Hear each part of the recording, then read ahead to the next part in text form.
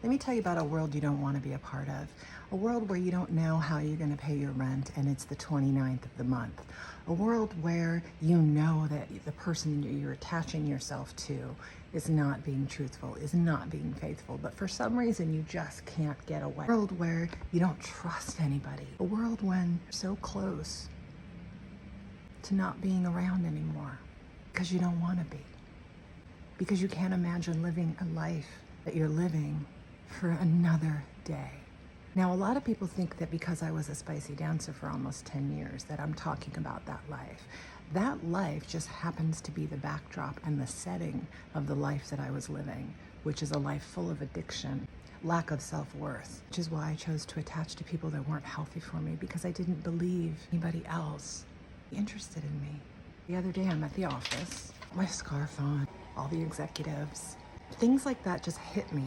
Number one, if nobody knew my story, which a lot of people at the office don't, it would be very hard to believe. Such a different person. Two, I have every right to be at that table. I deserve to be at that table. No matter how much I feel I'm gonna get found out, they're gonna know that I'm not qualified to be here. You are qualified to be there. You've earned your seat at the table. This up to my therapist. You know what she says? And I want you to take this with you today. You are like me and you have behaviors that you are not proud of from past life. All parts are welcome.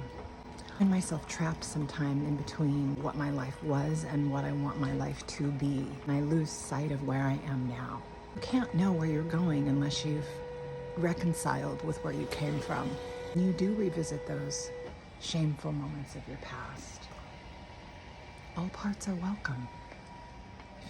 If you wouldn't behave in the way that you did back then, today, give yourself some grace. Give yourself some forgiveness. All parts are welcome.